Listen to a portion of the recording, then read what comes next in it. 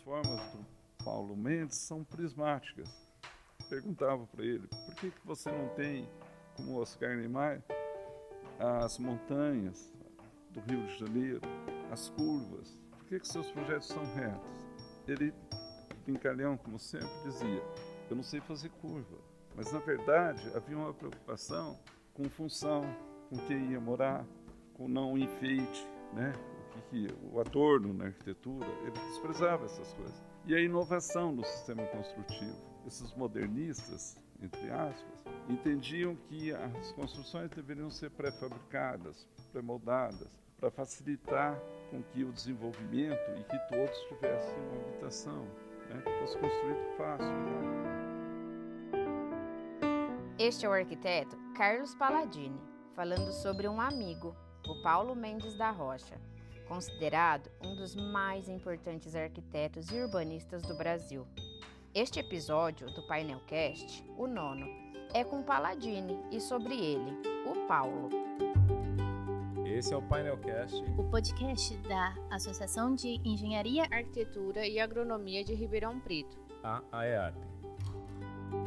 Eu sou Fabiola, eu sou engenheira civil. Eu sou o Bruno, engenheiro agrônomo. E eu sou a Mirella, eu sou arquiteta e urbanista.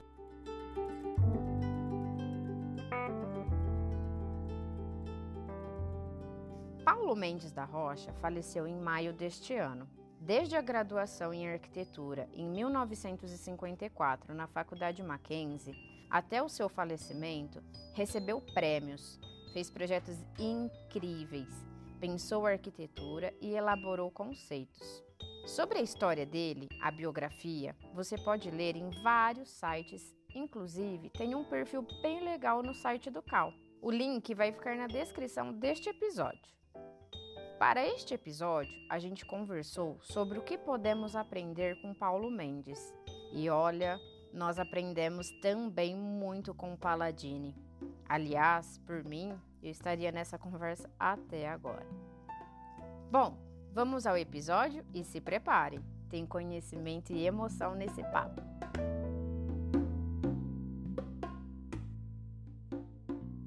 O que da arquitetura do Paulo Mendes vai se perpetuar? Eu entendo que tudo que ele fez vai se perpetuar. O que é mais importante é o que ele pensa sobre o que fazer com a arquitetura.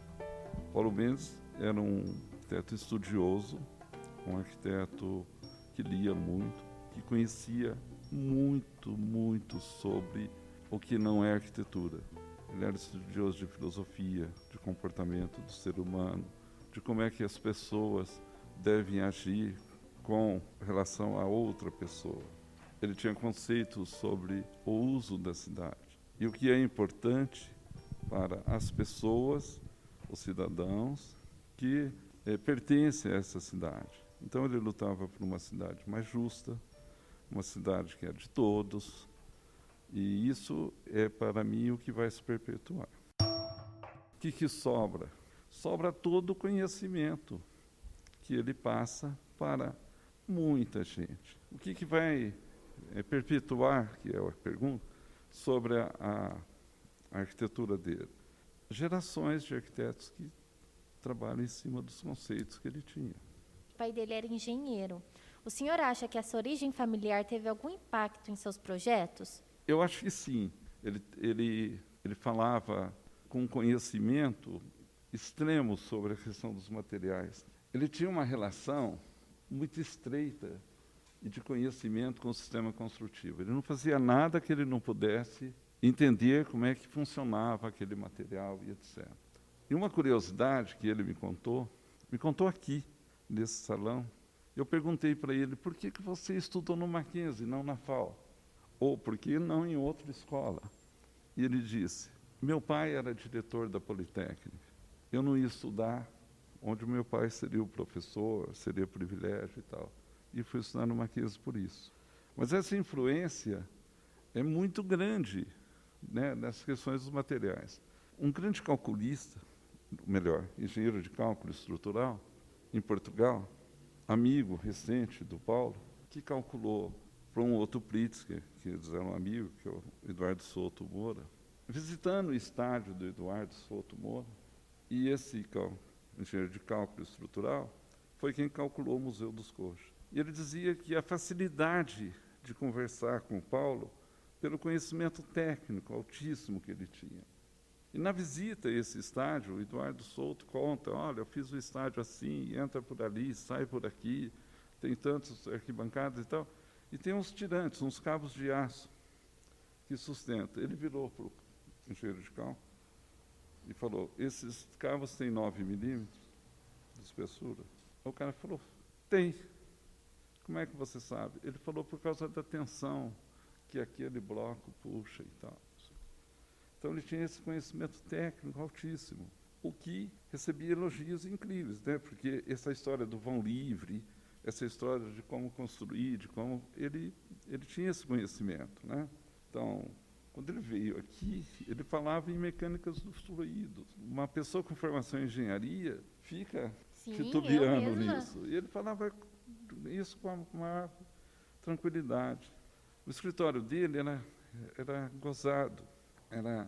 Funcionava no IAB, ele teve um lá na Paulista, depois veio para o IAB, onde funcionavam vários escritórios de arquitetura. E era meio andar, assim. Então havia um pequeno corredor onde ficava a dona Dulcineia e a sobrinha dela, a Eli, que ficou com ele até esses dias. A Helena, esposa dele, tem um ateliê, é arquiteta de formação, mas fazia design e tal, num outro andar. E ele tinha uma biblioteca incrível, e tudo muito simples, e um espaço enorme, e um espaço pequenininho, que era onde ele trabalhava. Era uma mesa, os lápis, as canetas dele, e a estante atrás tinha muitas, mas muitas experiências. Era assim, uma lâmpada com um tirante, com um girinho no meio, uma lâmpada vazia. Eram mas muitas experiências. Uma curiosidade incrível, onde ele fazia todo esse arremedo do sistema construtivo. E eu estava pesquisando aqui, o senhor inclusive trouxe ele aqui na IARP, né? Na verdade, como é que foi? É uma outra história isso. Tinha um arquiteto aqui, que era o diretor de arquitetura, e a gente estava elaborando essa semana de arquitetura, semana técnica. E esse arquiteto, um bom amigo que já faleceu, o Luiz César Barilari, ele tinha uma admiração profunda com o Paulo. Aí ele falou assim, você é amigo do Paulo? Vamos trazer ele aqui na semana de arquitetura? Se vem uma figura como o Paulo Mendes falar, ele vai falar, se tiver 100 pessoas, 10 vão prestar atenção, 2 vão aprender alguma coisa. Esse era o meu propósito, de desenvolver o conhecimento, de fazer, alguns arquitetos veem o que ele fala, veem o que ele lê, o que ele cita, e fala, eu estou no caminho certo, eu faço isso. Alguns arquitetos não têm o mesmo estilo, o mesmo talento, mas está trilhando o seu processo de arquitetura de uma forma coerente com o que é dito. E alguns que são alienados no estudo, quem sabe desperta para o estudo, para o trabalho, e entende que os arquitetos têm uma função social extremamente importante. Você não faz projeto para sair na revista, você não faz projeto para ficar famoso, você não faz projeto para ganhar dinheiro. Você faz projeto para que o ser humano seja beneficiado. A semana tinha essa intenção, de trazer as pessoas, para que as pessoas viessem. E, bom, e quem é que a gente traz? Traz as referências melhores, para que pudesse falar de igual para igual. Vamos trazer o Paulo Mendes aqui. Aí eu fui lá, né? Eu ia a São Paulo dar aula. Cheguei lá, professor, vamos lá em Ribeirão, tal. Não, vou lá não. Fazer o quê lá? Não, ia lá na outra semana. Não vou lá não, tal. O meu colega daqui já estava entrando em desespero. Ele era careca, não tinha como arrancar os cabelos, né? E vamos tocar, vamos fazer e tal, né? Como é que nós fazemos isso e tal? Então, no fim do 3º para o 4º mês, ele já estava vindo. Mas aí ele era uma figura muito engraçada. Ele falava assim, você pensa que eu não trabalho? Ele estava fazendo uma galeria de arte. junto com um amigo que ele gostava muito. Era o predileto dele, que trabalhava com ele, que é o Martim Curulon. E o Martim também é um bom amigo que trabalha comigo lá na escola da cidade. Ele falava assim, eu estou fazendo uma galeria. Então eu saio de casa, venho aqui, trabalho, desenho, tomo um café, fumo, volto para casa. Aí eu vou lá em Ribeirão Preto, eu paro de trabalhar. Fazer o quê, né? Bom, aí a gente conseguiu o sim. Ele veio, tá bom. Mas eu quero ir de Puma. Eu falei, caramba, o que é Puma? Você sabe o que é Puma? Não sei. Puma é um trem de passageiro. Eu falei, mas não tem mais trem de passageiro. Ai, meu Deus. Figura, né? Eu não sei se ele ironizava, né? Porque ele sabe dessas Ah, ele coisas. deve ironizar. Brincando, né? Ele era extremamente irônico e dono de uma inteligência muito rápida, né? Enfim, conseguimos fazer ele de avião vir, né? Eu fui lá buscá-lo no aeroporto, junto com o colega. Quando ele sai ali naquele cordãozinho ali no aeroporto, o cara quase desmaiou. Aí ele tal, com a maior simplicidade, uma bolsa, aquele jeitinho dele, sempre elegante, sempre de blazer, camisa para fora, aquele jeitinho dele. Estou com uma vontade doida de fumar. Fomos lá fora, fumamos, e ele ficou com a gente. Era de uma educação, de uma gentileza incrível, né? E isso, nesse tempo, a gente foi divulgando. Deu de 800 a 900 pessoas. O Laguna virou e falou assim, eu nunca vi tanta gente na associação. E ele deu um monte de lição para a gente. A gente falou assim, a gente queria te mostrar um projeto do Quinício de Mello, que tem aqui, um dos modernistas como ele. Queríamos te mostrar um pilotis que tem aqui. Queríamos te mostrar a Praça 15. Eu falei, eu não quero nada disso. Onde tem um café? Eu falei, na Única. Ele falou, então vamos na Única. Chegou lá, ele pediu um café, tomou o café, saiu para fumar e ficou conversando com as pessoas. Só que as pessoas não sabiam quem era ele. E ele também não sabia quem eram as pessoas. Bacana, né? Tem uns livros incríveis, aí eu ia mostrar para vocês as dedicatórias e tal. Ele tem um livro que chama Maquetes de Papel, que é fininho assim e tem umas curvas de nível. O papel é recortado. Na verdade, ele foi convidado para dar uma aula na Universidade de Londrina, lá na Faculdade de Arquitetura. E isso foi em 2006, foi antes dele vir aqui. E tem umas fotos, ele com os meninos de primeiro ano, recortando maquetes de papel, que é o que ele fazia, para estudar o volume do trabalho, dos projetos dele. E ele recortando com os meninos e tal, não sei o quê. Fez nada, deu a aula dele, voltou para São Paulo. E a professora que convidou, olhou e falou, pô, o cara ganha. Era o início das aulas. Em janeiro eles comunicam, né? Ele tinha ganhado o Pritzker. Aí, isso que me emociona. O tamanho do cara, né?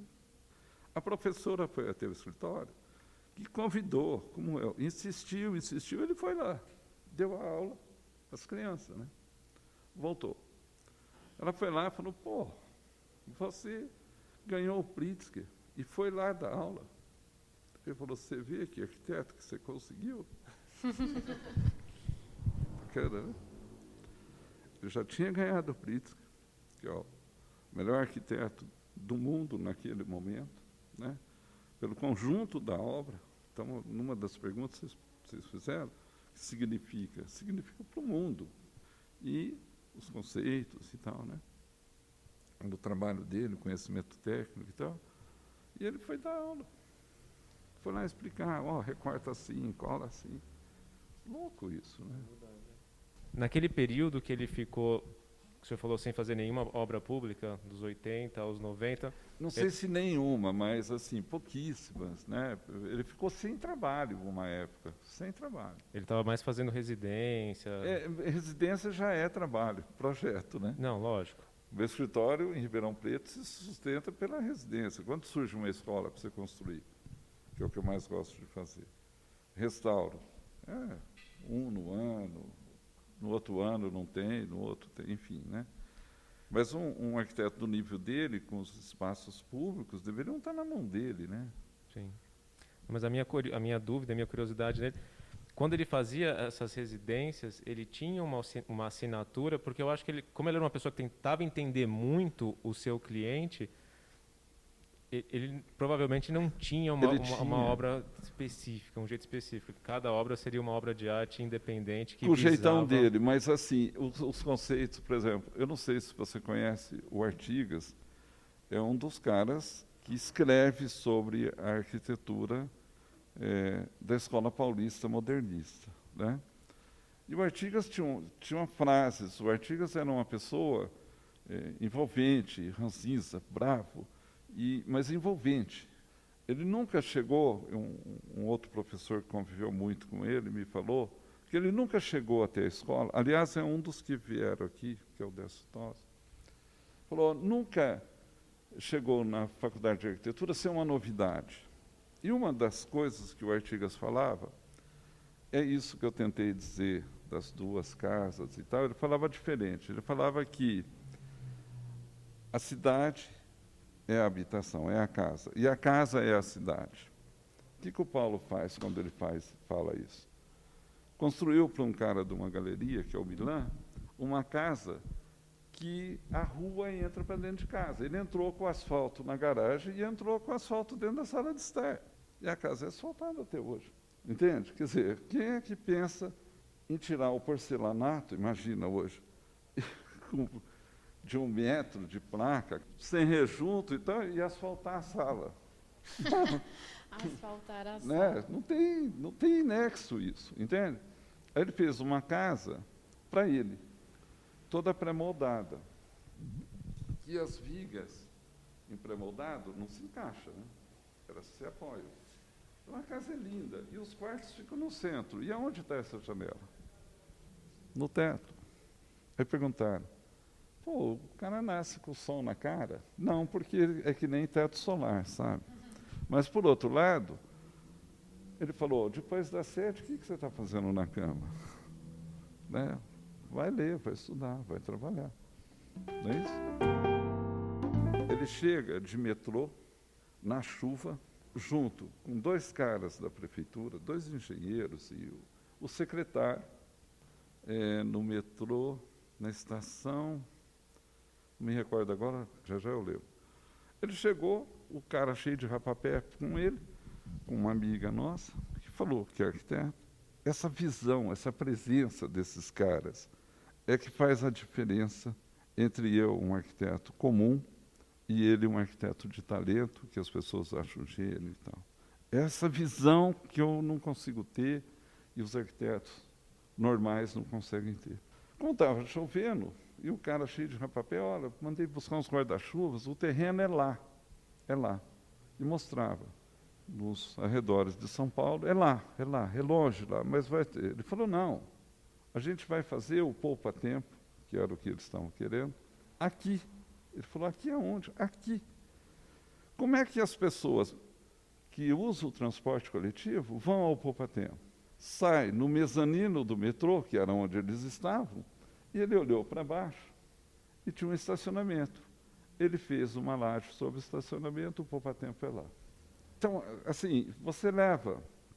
E eu e a Mirella, desculpe, vou fazer uma brincadeira. Fique à vontade. Até ali em Bonfim, fala, a gente vai fazer aqui uma estação e tal, é nesse lugar aqui. E se estiver chovendo, a gente espera passar a chuva, vai até o lugar e constrói no lugar que o cara quer. Ele mudou tudo. Mudou tudo. Economizaram, construíram de concreto, as estações do metrô são de concreto em São Paulo, né? E pronto, fez ao poupa-tempo. Assim como ele chegou no Sesc 24 de maio, que é lindo, né?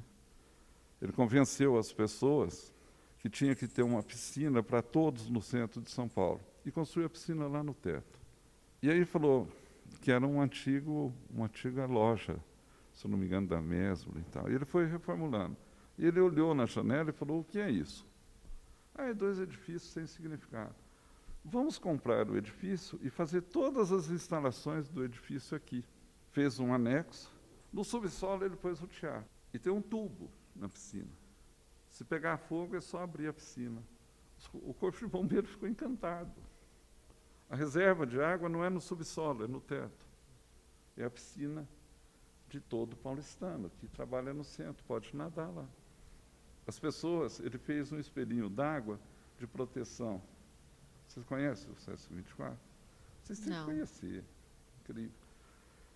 Ele fez com a Marta Moreira, uma arquiteta incrível. E eles fizeram um laguinho.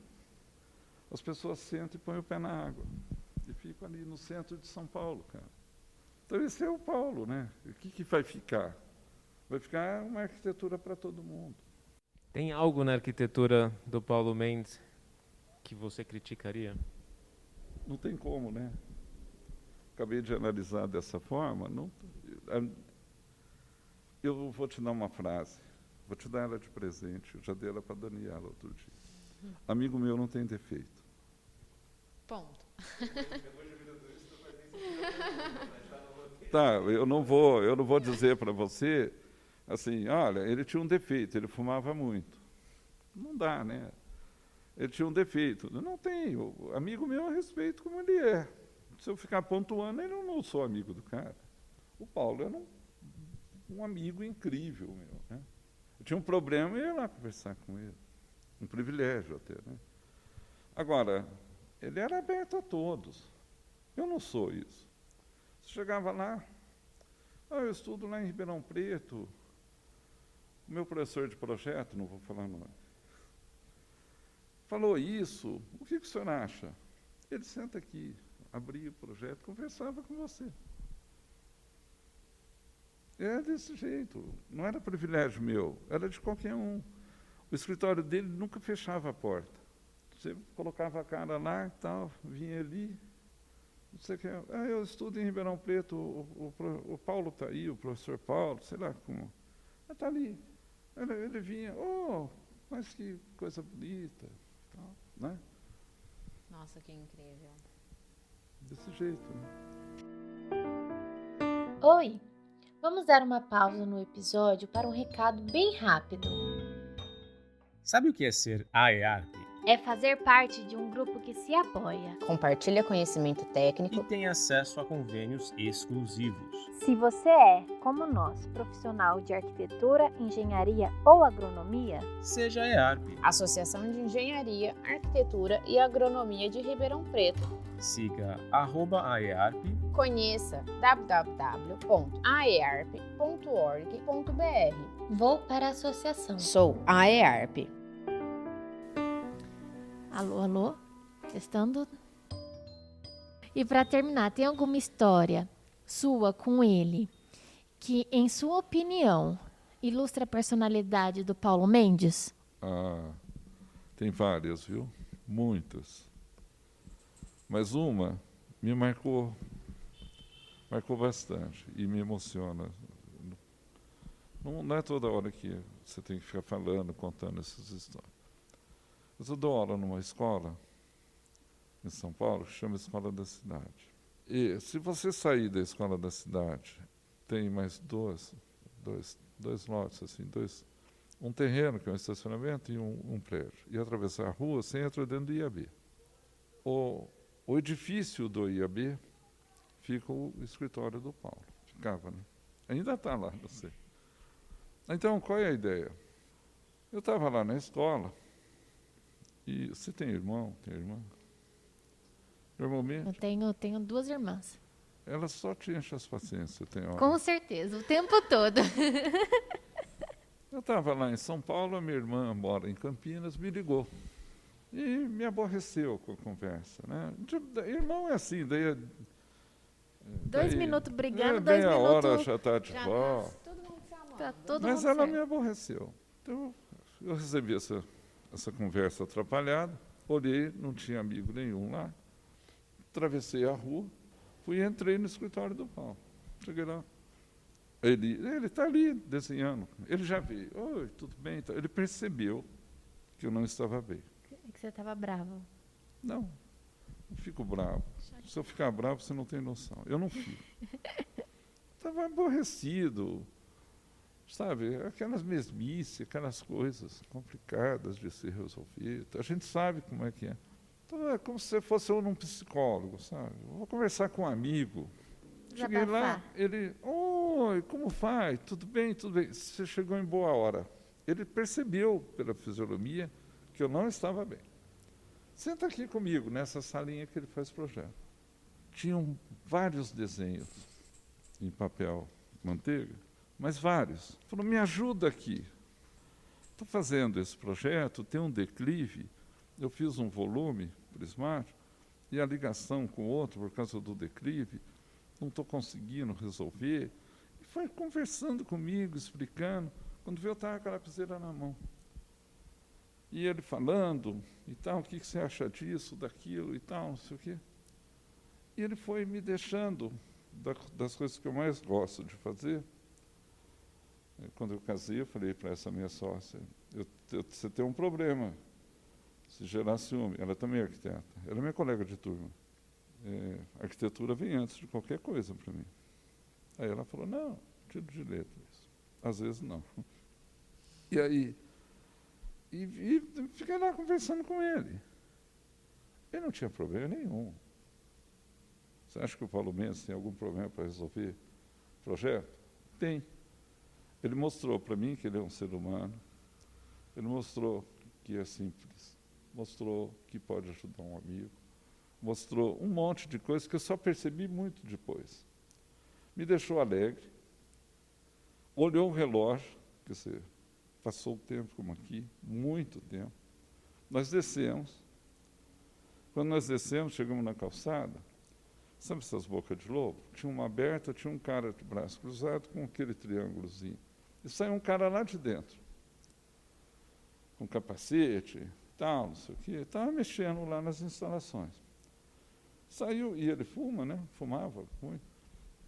Ele estava fumando, o cara saiu lá de dentro, pôs um cigarro na boca e falou, o senhor acende o meu? Ele acendeu o cigarro. Quando o cara, obrigado, saiu do lado, ele virou para mim e falou assim, isso são urbanidades. Então, a urbanidade seria a qualidade ou condição de ser urbano. De ser um ser humano, se relacionar com o outro e tal. Então, ele está me tratando dessa forma. Quando chegou na rua, é urbanidade, é um cara que ele não conhecia. Falou, isso são urbanidades. Você tem duas opções, ou você almoça comigo com a Helene, ou você vai dar sua aula. Eu falei, eu vou dar minha aula, a gente almoça outro dia. Fui contente da aula.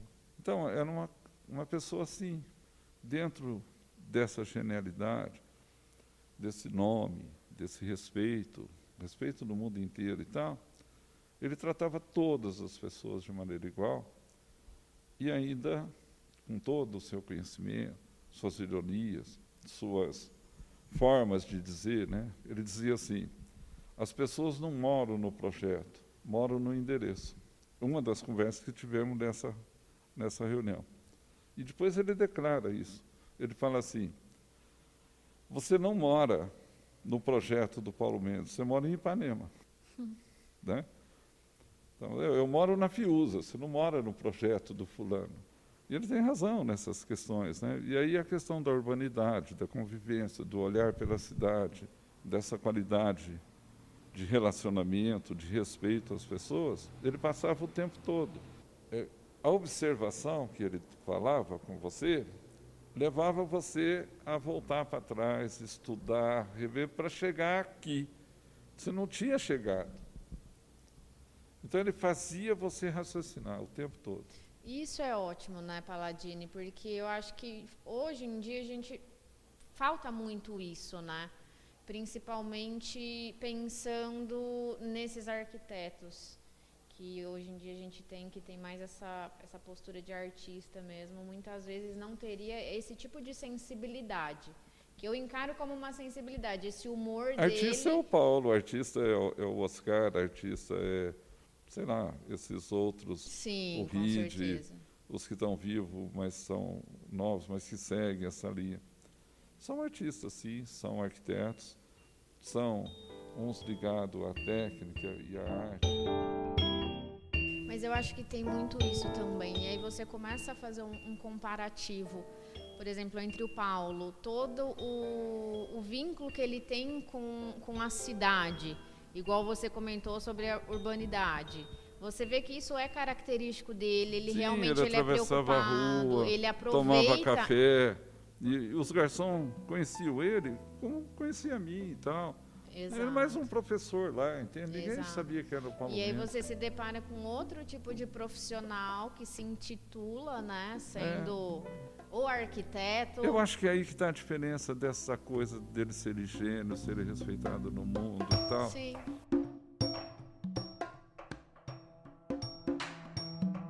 A arquitetura precisa de um pouco de humildade no fazer, na engenharia, na construção. Todas as profissões hoje falta humildade, né? A arrogância das pessoas é que tá, eu sou melhor do que você. Então falta humildade. Por mim eu ficaria aqui pra sempre. Você gostou desse episódio? Conta pra gente nas redes sociais da iArp. Agora temos um Instagram exclusivo, o @painelcast. Siga a gente lá. Se você quiser falar com a gente também, pode ser por e-mail no painelcast@iarp.org.br. Pode mandar elogios, críticas, sugestões de pautas. Vamos conversar com a gente? Esse é o Painelcast. O podcast da Associação de Engenharia, Arquitetura e Agronomia de Ribeirão Preto. A AEARP. Direção e edição da jornalista Daniela Antunes e a produção da Testicia Comunicação. A trilha é da Blue Talks. Até a próxima. Tchau!